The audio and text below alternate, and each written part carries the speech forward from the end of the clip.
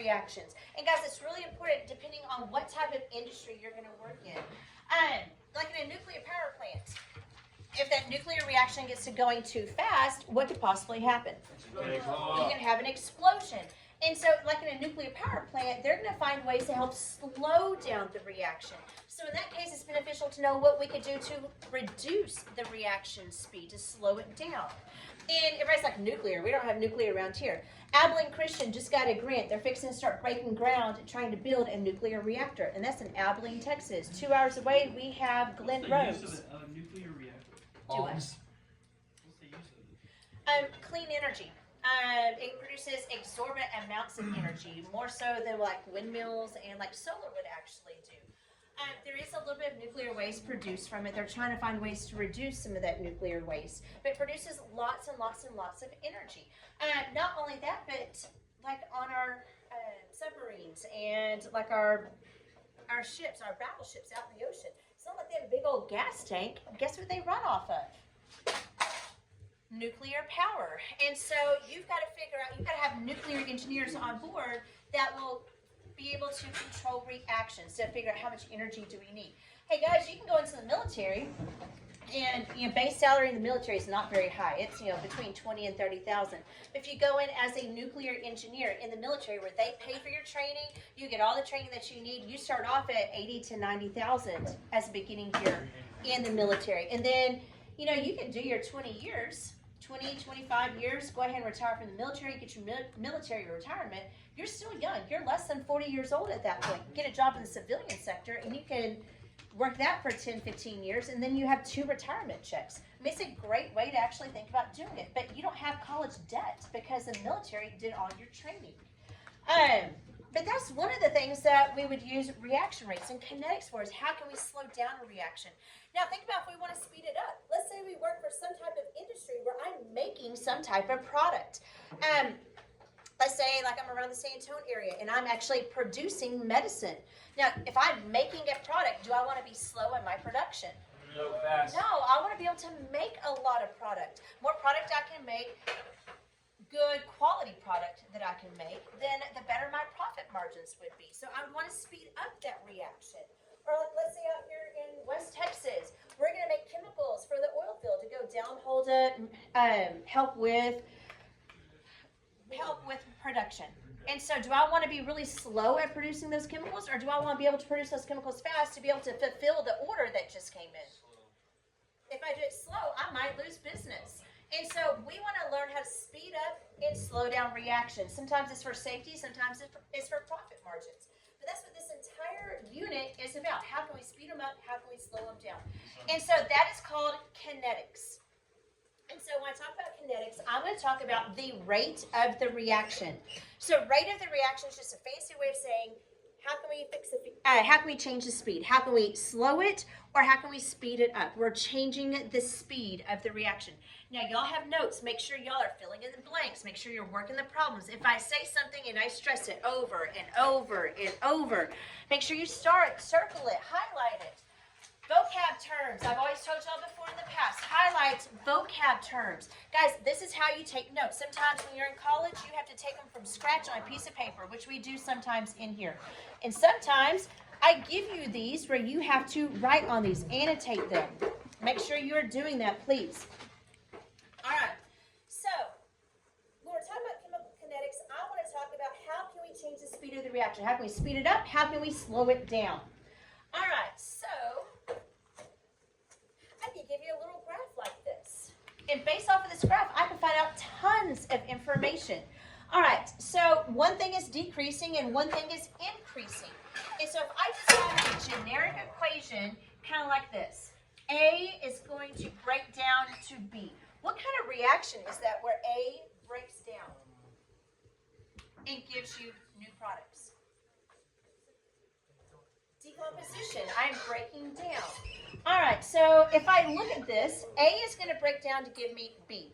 So A is your reactant, B are your products. So if I have a graph that looks like this, guys, look, I'm using A up. A is going away. I'm using it up. So which one of these lines helps to represent that? Your reagents, your blue line, because I start off with a high concentration, but as time progresses, I I have less and less and less of it because I'm using it up. Now, I'm going to start off with zero product, but that's what I'm making. So over time, my concentration of this should increase, increase, increase, increase. So something I could do as just a really quick little thing is identify which one is the reactant on here. Or let's say I'm going to break this down into B plus C. All right, B plus C. Well,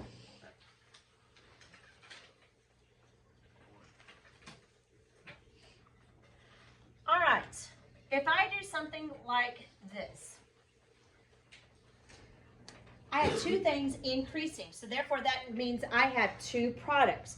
But one of these is going to increase at a greater rate. That's when you need to look at your slope. Which one of these, this one or this one, which one of these is actually increasing at a greater rate? The blue one. Why do we know that? Because you can see that it's higher. It takes one higher. The slope is greater. I mean, the slope is like this versus like this. So you need to look at the slope. And so it's increasing at a greater rate. And so let's say that this right here is product B, and this right here is product C. Guys, this is going to be increasing at almost twice the rate this one is. And so I can say, hey, as A goes away, I'm going to produce B and I'm going to produce C. But B is going to be at a rate that is twice as fast as what C is. And so I can put a little 2 right here as my coefficient, because that is explaining that, if I look at these slopes, the slope of this is almost the same as the slope of this. So that's a 1-to-1 ratio, because they're happening at almost the same speed. But the slope of this is a lot steeper. And so therefore, this is going to be appearing at almost twice the amount of speed. And so I might give you an equation where I say something like, that. If I did something like this, and I call this B, how would I draw C? Lower than it with a less steep slope. It's only going to appear at half the speed that A disappeared, or at half the speed that B was appearing. So where would I draw that curve? It would be below it. And so it would be something kind of like this. And so that is an easy way for me to ask one of those questions on your FRQ, to draw it in on a graph. I believe that actually is one of the questions that I did ask. So you're just analyzing these. So you're looking at the different slope. That way you can see how fast the reaction is occurring. Bless you. Guys, right here, look at the slope. How is the slope changing from here to here on this one line? From here to here. How is it changing? From here, we'll call this point A, and they'll call this right here point B. Which one has the greatest slope? Point A would.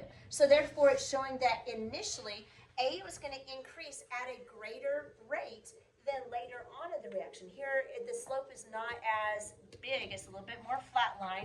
That means it's slowing down. So as time progresses, that reaction is going to start to slow down. It's all based off of the slope. Okay, and we'll talk about this in just a second on why that happens, because you always have to tell the why. On some of y'all's test, that's what happened on the FRQ. You didn't tell the why. You just said, hey, this happens, it's the trend. But why is that trend the way it is? And that's what we're fixing to get into. All right, so I can look at that and I can determine, hey, what is increasing, what's decreasing. So therefore I can identify reactants and I can identify products. Okay, so if I have the graph just like this, again, what would this be? It starts off with a concentration that is decreasing. That would be the reactants. Guys, what's happening right here? It's increasing, so therefore that would be the products. Now, are they happening at about the same rate?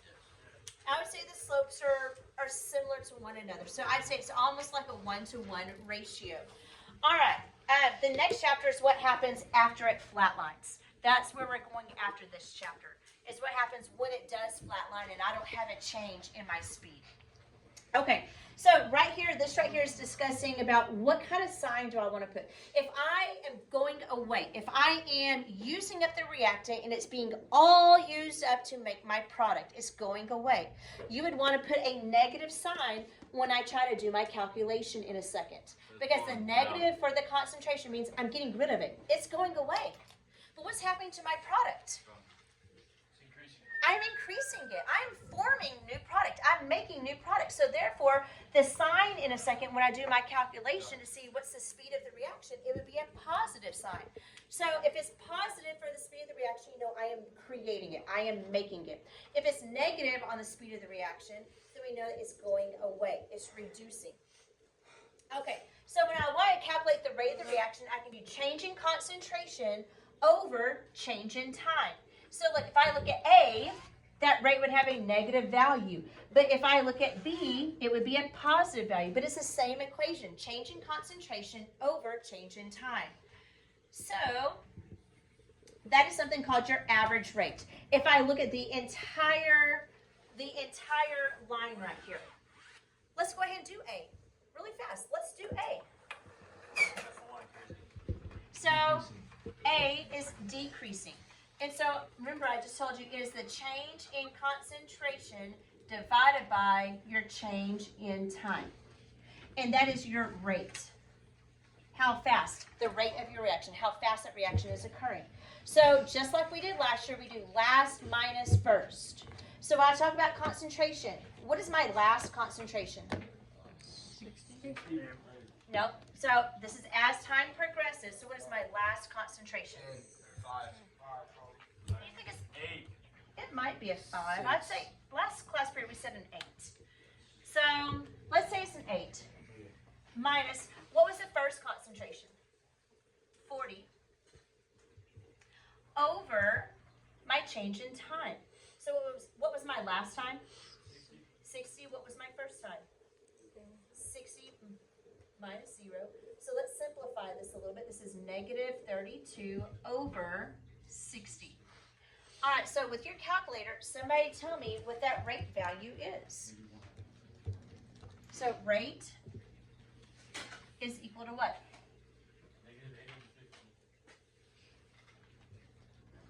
Negative what? How'd you find that out?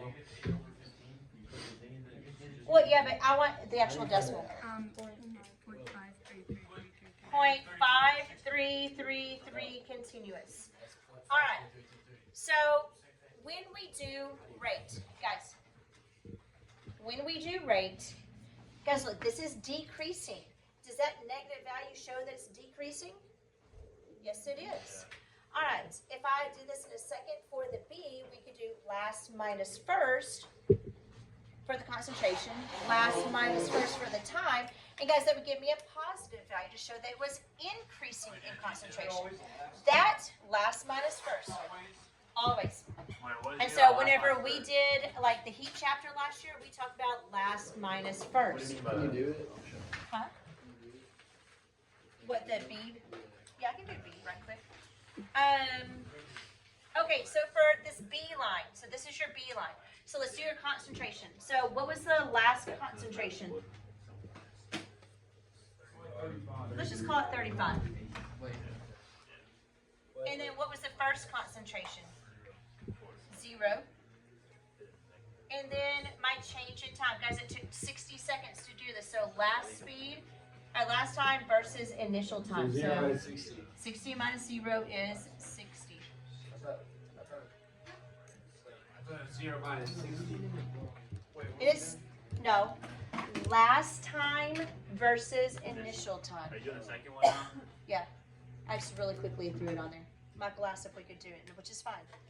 And we did last concentration, which is 35, 0.5835. and first concentration, which is 0. And then So this would be 35 60. over 60. So what would that rate be? Now this is appearing, so that rate would be a positive value. What would it be? 0.583. So it's showing that they're almost the same, almost spot on the same. Positive and negative. But one is positive because it is increasing, and one is negative because it is decreasing. Now you're going to have a question or two like that on your homework. Could you do that? Okay. And like I said, look at the slope. This is going to be occurring at a faster rate because of that slope than what's happening right here. And so whenever we initially initially start off on a reaction, the speed is always faster than later on. And like I said, I'll get to a slide in a second where we talk about that. All right. So there's a difference between average rate and instantaneous rate. And this is, again, vocab terms you need to highlight. Average rate versus instantaneous rate. Average is just over the entire reaction time. What was the average speed? So like if I'm getting in my car and I take off driving, guys, after, I don't know, 2 or 3 minutes, I'm probably going at my max speed. But was I going at that max speed the moment I stepped on that that accelerator? No. But I can actually take, okay, my distance, the total distance divided by the total time to find just an average speed. And that's what this is doing. It's taking the total concentration change divided by the total time to find, on average, what was your rate. Now, at one point it's going to be faster, at one point it's going to be slower. Instantaneous is just, hey, at this one specific second, how fast was I going? And at this specific second, how fast am I going? And at this second, how fast am I going? And so, if that's the case for instantaneous, we do just a smaller little change in concentration. I can do, change in concentration because that's going to be on your y-axis versus change in time, which would be on your x-axis. So it's a smaller little window where I can try to determine in that second or 2 seconds what was my change in speed. Okay, so if I have this little table right here, I want to calculate what the average speed is. So I can either give it to you in a graph form or in a table form. But look, what kind of reaction is this? This is breaking down to this. You're right, it is decomposition. Now look, this is balanced, and it's a 1 to 1 to 1 ratio. That's what the coefficients in front are. But let's figure out the average rate. So remember, average rate is change in concentration of that compound, because that's what it's asking you to do, over your change in time. And so I want y'all to write this down. Last concentration minus your first concentration. Because look, this is your initial time period. That's your first concentration. So last minus first. So 0.06 minus 0.2. And then the change in time would be 600 minus 0. Now, you need to make sure 600 minus 0, we know what that one is, it's 600. On the top one, though, you need to do that calculation first and hit your enter button. If you try to put it all in at one time on your calculator, order of operations will mess everything up. So, Divided by 600? look, it's going away. Listen, hey, it's going away. So what's going to happen to the sign on that rate? It's going to be a negative sign, which is why we have a negative value right here. So look, last minus first. Last minus first. And then same way with the time. Last minus first. To figure out what is the rate. I want you to plug it in and see if you can come up with this number. Now it's going away. So what should the value of this be? It should be negative. Now, they canceled it out because they stuck a negative in the front. Yeah, why? Guys, look, as long as it is decreasing, make sure that it has a negative sign. Answer does need to be negative. If it is increasing, if it's a product that I am trying to measure, it would be a positive value.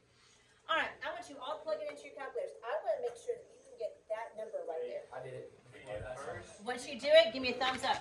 You last minus first? Hey, you didn't do it yet. Last minus first, always. Final minus initial. Last minus first. 0.06. It's easy. It is very easy. I told you today is very, very easy. Starting a brand new chapter is very, very simple, very easy. You have to make smashing me. Okay. So, the next question, though, asks, what would be the rate of this or this? And so, I hate the fact that it gave you the answer right there. So, hold up. Let's work this together. Alright. We know that this right here is the concentration. But if you look at your next question, it says, hey, if that is the rate of disappearance of this, what would be the rate of appearance of this? Well, it's a 1-to-1 ratio. So if this disappears at a specific rate, what do you think this should do? It should appear at the same rate. But what would happen to my sign? Turns positive. What would happen to this? The same, it just turns positive. Now, you have to show that mathematically, though. And so, look, this is how you would do it mathematically. 2.33 e to the negative 4. Negative 2.33. Negative 2.3. Hold up. How did you not put a negative? Wait a second. Hold up. All right. So this is the rate change. Why is it not negative? Hold up. Wait a second. I'll explain that in a second. Will, what's your question? You got it wrong. Did you do this right here and hit enter? Yes. Okay, We got negative 0.4.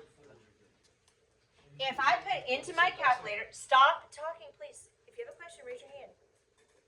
0.06 minus 0.2. It just gave me a different answer this time. I bet you probably missed like a 0 right there. Whatever that answer is, divided by 600. Okay, so look. I understand that that is the rate of disappearance for that compound right there. But whenever I plug it in a second, guys, when we talk about kinetics, we'll always like correct the positive and negative sign to show appearance or disappearance at the end. So I just know that's the rate of the reaction right now is 2.33 e to the negative 4. So if I'm talking about disappearing, that right there would be a negative sign in the front. But we'll worry ourselves about the positive and negative in just a moment when we get our answer, okay? Because now, these are products, so what should the sign be for them at the very end? They should be positive. But look, when we do our units, guys, this is concentration. Concentration, remember we talked last year, concentration is your molarity. Molarity is the same thing as saying moles over liters, correct? We want to see how many of those particles are dissolved in a specific amount of fluid. So moles per liter is the same thing as molarity. So that's my concentration. So that's what you just did. You calculated your change in concentration, which is molarity, over your change in time. What units did we have for time? Seconds. And so that's why my units were molar per second. Because I want to see for every second, what was the change in that concentration for every single second. That's why they're writing it as molar per second. Another way to write that you're going to see quite a bit is having a capital M. Instead of doing a dash S, people will write it as S to the negative or to the negative 1 because it means the same thing. That negative 1 on a unit just means it was underneath, like it was divided by, like per. Like molar per second is what that's technically meaning. So if you ever see a unit like that with a negative 1, it means the same as this. It's underneath the line. Everybody okay with this? All right, so look, I'm just going to take the rate of the reaction. This is how fast that right there was occurring, okay? It's how fast it was disappearing. I'm not going to worry about the positive and negative sign just yet. Now look, it was at a 1-to-1 ratio. For every 1 mole of this, I had 1 mole of this, correct? All right, so I can say for every 1 mole of the SO2Cl2 disappearing, I had 1 mole of the SO2 appear. So look, moles and moles cancel out. This and this cancel out. So I am left with the units of molar per second of SO2. So guys, this is a 1-to-1 ratio. What number will that be? I'm showing you how to do it because when it comes to an FRQ, you have to show me the math behind it. And in a second, we're going to do some others that are not going to be at a 1-to-1 ratio. But do y'all see how to set that up? Wait, so the two numbers on the right of the ratio. So 1 over 1. And so if I would have had a 2 right here, let's just pretend there was a 2. If it was a 1-to-2 ratio, then I would have had, since we're talking about SOCl2 on top, I would put for every 1 mole of SOCl2, I would have 2 moles of SO2 forming. That means as one leaves, I form 2 others. So we would know it's like twice the speed, twice the rate. Well, this is how you would set it up to prove it. And if I multiplied the 2 by that number, it would give me twice the rate, twice the speed. You're just setting up the proportions. Out of your ear.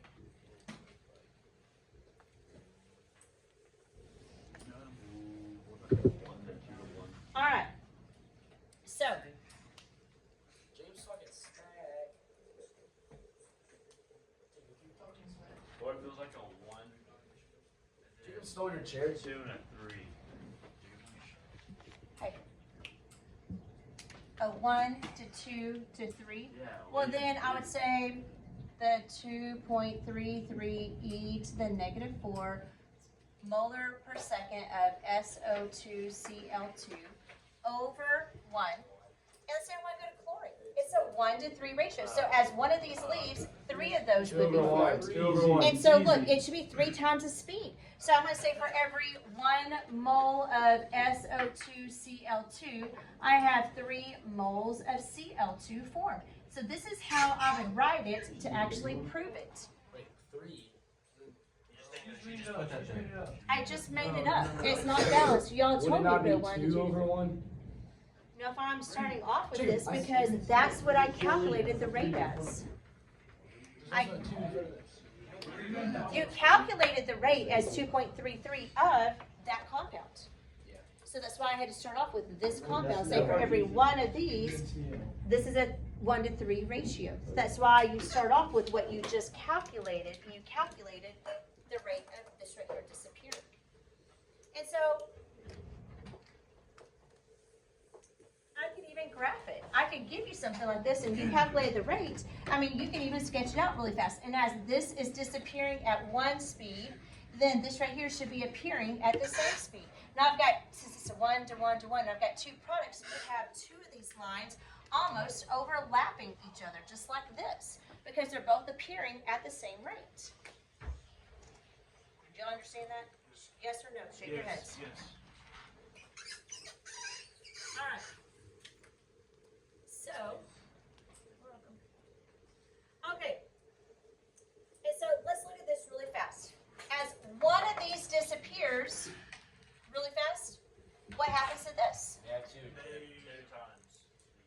They disappear twice But as it's fast. disappearing at twice the speed. Twice as fast? Because it's a 1 to 2 ratio. So if one of these disappears, this is also going to disappear because it's a reactant, but it's going to be twice as fast. Or if I say as this disappears, what do we know about the rate of this? It appears as It's going to appear at Same the rate. same rate. Okay, or I could say,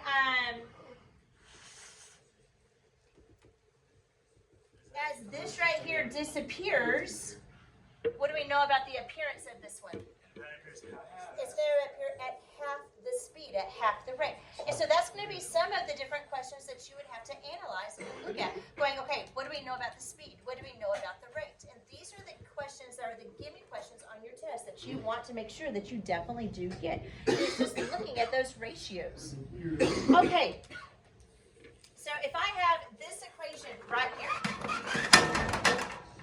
All right. It says, hey, let's just say that oxygen right here has a rate of 0.024 molar per second. Where's this at? And right at the very bottom underneath that table. All right, so let's say that we know what the rate of this is. Is it appearing or disappearing? It should be disappearing. So it really should have had a negative sign to show it's disappearing. But we just say, hey, listen. If we want to talk about the rate of a reaction, we want to see how much it is for just one. So we want to get these right here. If this had been a 4 and a 2, then I want to try to get this down to a 1-to-1 ratio if possible, or as reduced down as you possibly can. I would try to see it for every one of these, because that's the lowest form, that would be the rate of the reaction. If it had been a 2 right here, to try to get one of these reactants down to a value of 1, I would have had to divide everything by 2. I would divide the rate by 2 to see what the rate of the reaction is. If one of those breaks down, what is the speed of it? But in this case, we know that that right there is the rate of the reaction. So I can base everything off of that. So it says if oxygen has that rate, what is it NO2 that we're going to? At what rate is N2O5 being formed? N2O5. Watch what you're looking for. Some of you are saying 4 times faster, which would be this one. That's not the compound you're looking for. You want N2O5, which is this one. So it should be 2 times as fast. All right, so, but we have to prove it. So put 0.024 molar per second of oxygen, and I'm going to write that over 1. So guys, what is that ratio over there? 2. So 1-to-2 ratio. And since oxygen's on top, I'm going to put the moles for oxygen on the bottom. For every 1 mole of oxygen, you have 2 moles of N2O5. Yes, times it by 2. And then you flip because moles cancels out, oxygen cancels out. So I'm left with this unit for this compound. All right, so what is 0.024 times 2? 0.048, and it would be molar seconds of N2O5. All right, and then there's another question below that that says, what is the rate of NO2 reacting? So you use the same. So I still start off with this one because this is what was given to me. But now I want to go to NO2. So it's a 1-to-4 ratio. Same thing. So same thing, 0.024 molar per second of oxygen over 1. And it's a 1-to-4 ratio. Since oxygen is on top, oxygen goes on bottom. So for every 1 mole of oxygen, you have 4 moles of NO2. That way moles and moles cancel out, oxygen and oxygen cancel out. What would be my answer? 1096 ms. 096 ms, or I could write it as that right there. So you just- Either one of those You units. just never write the 0.024 as negative if it's in this like story. Right, as we're sending it for the story, don't worry about the positive or negative. We'll adjust it later on. And so look, listen, hold up. We need to go back and actually fix that. So if this right here is appearing, what should that value have been? Negative. It's appearing, I'm making it, I'm But producing the it. next one's It should be positive, but this one, it's going away. Because it's on the left side. And so, well, it's a reactant and I'm using it up. So that should have been a negative 0.096 because I will adjust the positive negative sign at the very end. Wait, Okay, so guys, that's how we can calculate how fast the reaction is occurring. Miss Smith, Yes, maybe we should like a minute. you better make it fast. Now pause. Everybody else, close your mouth. So a while ago, that's how we figured out, doing that calculation, how can we determine what the actual speed is? It's like doing your speedometer on your car. How can we figure out what your actual speed is? All right, so there's instantaneous, and then there is the average. You have to know what the difference between what those two are. Instantaneous is just in this 1 second, how fast am I going? For average, we have to do the change in concentration over the change in time. Now, just because molecules are floating around in their container, remember cations and anions. Cations have what kind of charge? Positive. Anions have a negative. So when they collide, what should it do? It should make a compound. It should make a molecule. Okay, but the problem is just because they're floating around, if they don't hit properly, I still will not make a molecule. And so this is called the collision theory. This is the collision theory. And guys, this is what helps us determine, even if they do collide, will they be able to make a molecule? And so you have to have a couple of things.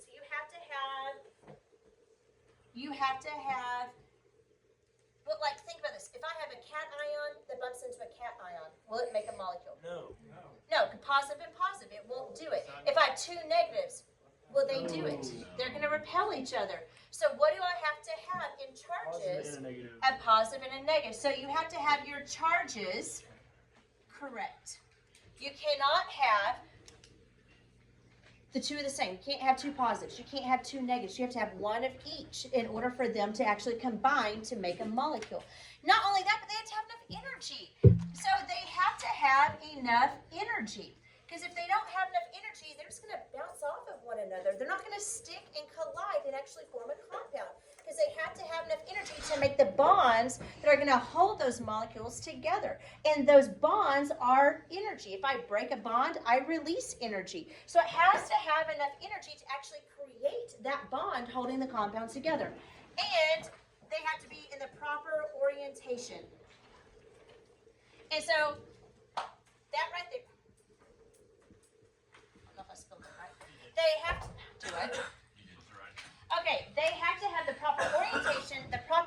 energy and the right amount of charge in order for those two elements, when they collide, to actually be able to make a compound. So a way I remember this, and I always tell my students, is something called collisions. Wow. It's something called collisions. That is the thing All for right. cows. Listen, if I have cows and I want to make a baby calf, listen, if I've got cows, I want to make a baby calf. If I put two bulls out there, Bruh. am I going to make a baby calf? No. No. If I have two heifers out there, are they going to make a baby calf? No. Heifers, Bryson. All right. Listen. Two boys, I'm not going to make a calf. Two girls, I'm not going to make a calf. I have to have We're not real people. I have to have a boy and a girl. I've got to have the bull and I've got to have the heifer in order to make a calf. This is why we call these collisions. Hey, listen. And they have to have enough energy. If I have not been feeding them properly, will that baby still take? And will it actually create a baby? No, they have to have enough energy in order to make that baby. And they have to have proper orientation. Listen, if they butt heads, if they're butting heads, are they ever going to make that baby?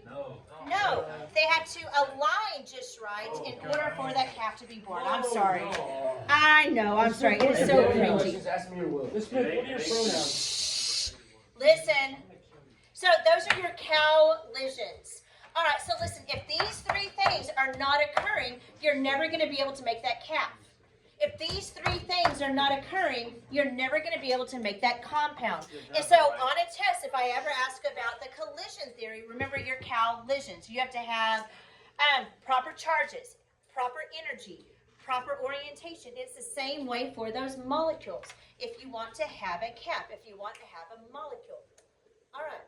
So there are certain things that we can do, certain variables that we can change that will help whenever they do collide for them to actually be able to make a molecule. So there are 5 things that I can actually do to help with the collision actually being fruitful in making an actual molecule. Okay. Candles. Shut up, Rylan. All right, listen. These are the 5 things that you can do to increase the chance that whenever they do collide, that we'll be able to make that molecule. So I can, and I'm going to go more in depth in these here in just 1 second, but I can increase the surface area, which means,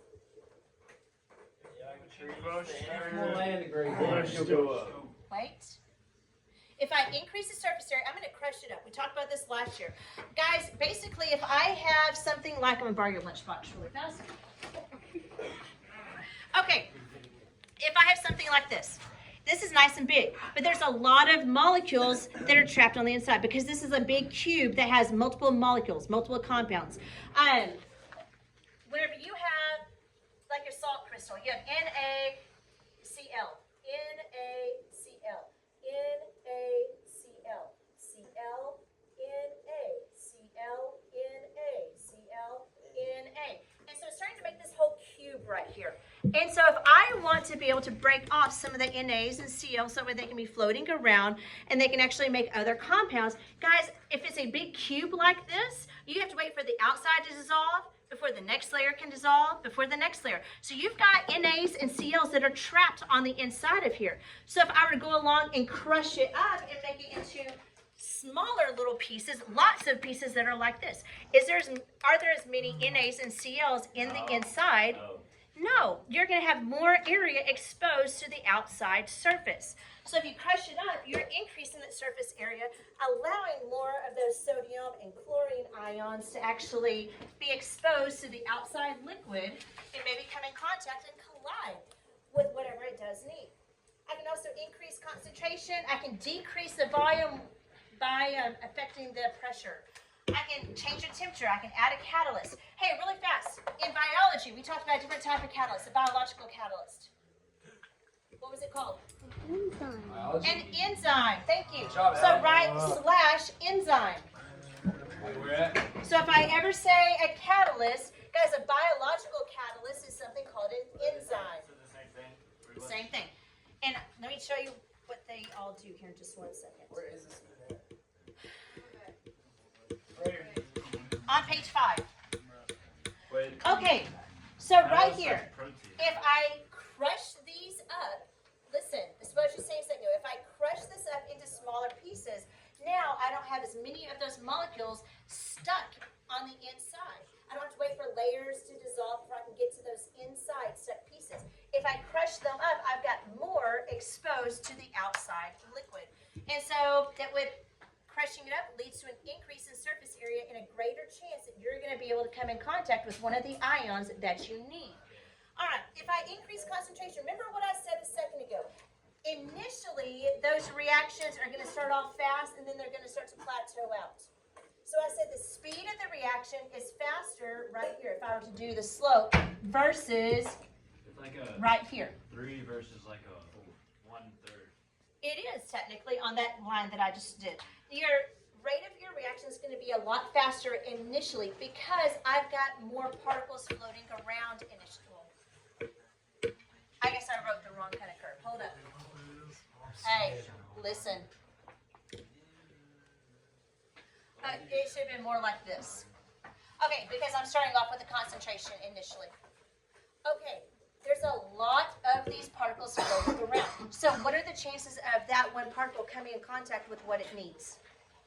A lot. And so I drew a little beaker in last class, and I did, guys, enough. Okay, that's all of the reactant right here. Reactant A. And here is a lot of reactant B. Okay, so listen, when they collide, they're going to make a product. We're going to pretend this is sodium and this is chlorine. So when they collide, what do they make? Salt, sodium chloride. And so whenever they collide, it's going to make a compound. When they collide, as long as they have the proper orientation, the same amount, the right amount of energy, and the proper charge, they'll make a compound. And collide, collide, collide, collide. They're making compounds. Hey guys, look, eventually, are those blue dots going to have as many of the green dots to collide with? No. And so it starts to slow down because they have to find them. They're going to start bouncing off of other blues. They're going to bounce off the container walls. They're going to start bouncing and hitting these compounds that you just formed. And so there's a lot of competition. They're going to be hitting other molecules and not actually hitting the other reactant that it needs because I'm using it up. And if it's not there, it's going to take a while for, especially when you get down to like one last one or two. There's only 3. What are the chances of that blue actually colliding in with what it needs? It's going to be a lot lower. And so that's why eventually it does start to slow down. It'll eventually start to plateau out. Because initially there's a lot for them to bump into and a lot for them to make compounds. But as I use up my reactants, eventually it will start to slow down. All right. So change concentration. Change, what else did we talk about? Change the Pressure. surface level, surface area. All right, next one is pressure. Guys, this is Boyle's law. We learned about Boyle's law last year. If I increase pressure, what happens to the volume? It decreases. It goes in opposite directions.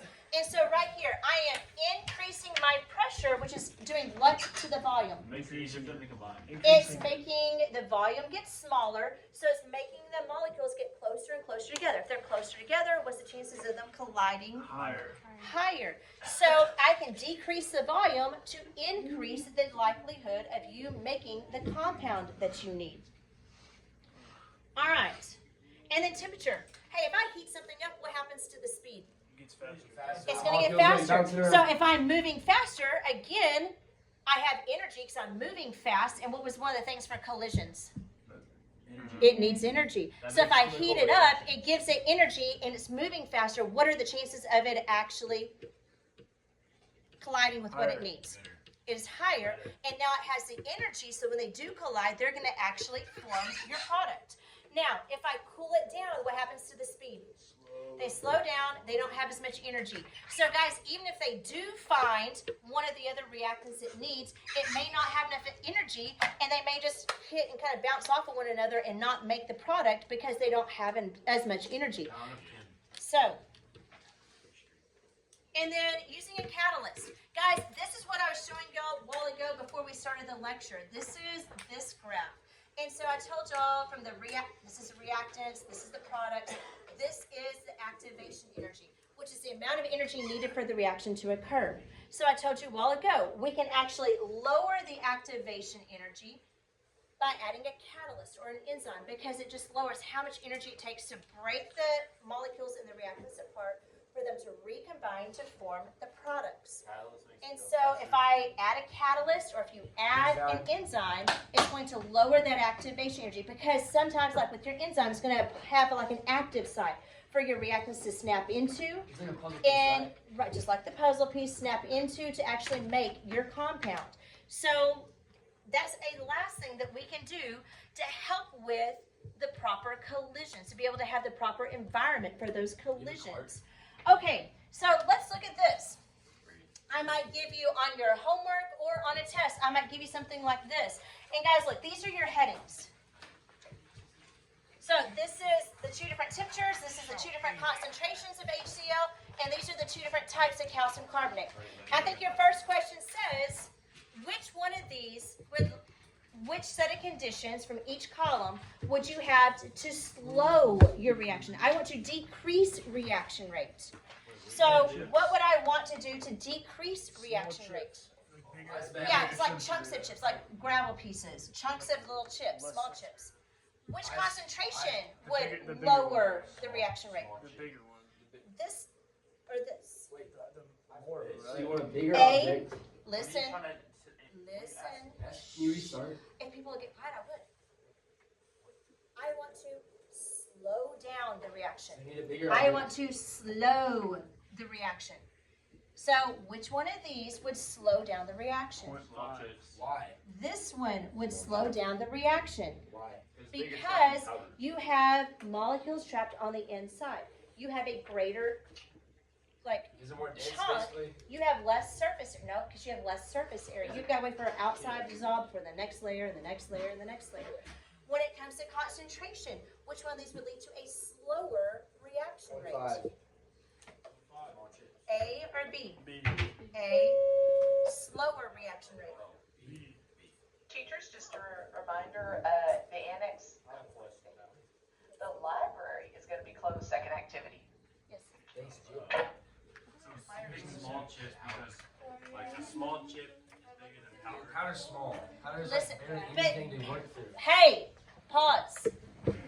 If this is powdered, it's not trapped on the inside. It's small little powdered molecules. Think about like if I go over to a restaurant and I get a glass of sweet tea and I put regular sugar in, or if I put like a sweet and low packet, which one's going to dissolve faster? Sweet and low, because it's powdered sugar. Because all of that compound that was trapped on the inside, like on bigger chunks, we don't have a sweet and low because it's ground up. I've got more, this is more surface area, this is less surface area. So if I want to slow the reaction rate, I want to have a smaller surface area because more of it's going to be trapped inside those chunks. Guys, this concentrations, I want to slow it down. I want to have a smaller concentration so there's not as many there. Oh. So it takes longer for them to float around and actually collide. So if I have less there, it's going to take a while for those two reactants to find each other. Which one of these would also slow it down? The ice, because it's lower temperature, they're going to be moving slower and less chance of them colliding with one another. Explain it. I don't understand. The HCI, It's not like a weight. It's Smaller like a concentration. concentration, not like weight. Bigger the object. So smaller number, there's not as many. The bigger the number, It's more, so it's easier. And the for them colder. which one is going to lead to a greater chance The right one. to- of it colliding? Colliding, yeah, the right one. So you want So if I want to slow it down, I want to do the opposite. That way it takes longer for them to actually collide. All right. So those three right here that are starred would be to slow your reaction, to reduce the reaction rate. Now the next question says, what would I have? What conditions would I have to increase reaction rate? Teachers, one more quick announcement. What increase? H2O members, if you ordered a shirt, if you will please go pick them up in Mrs. Craig's room during 0.5. activity. And- H2O members who ordered a shirt, thank you. That's what I would use to speed up that reaction because it's going to give it the energy. They're going to move faster, greater chance of a collision. I have more of them. If I have more of them, they're going to greater chance of colliding into something that they need. in powdered form versus small chips. This has a greater surface area. Like little rocks, like gravel It's pieces. bigger than powder. It's big. Like little powder, like rock chips, like gravel, aquarium gravel. Alright. Oh my gosh, I was hoping. Teachers and students, pardon me for this interruption. This time we are going to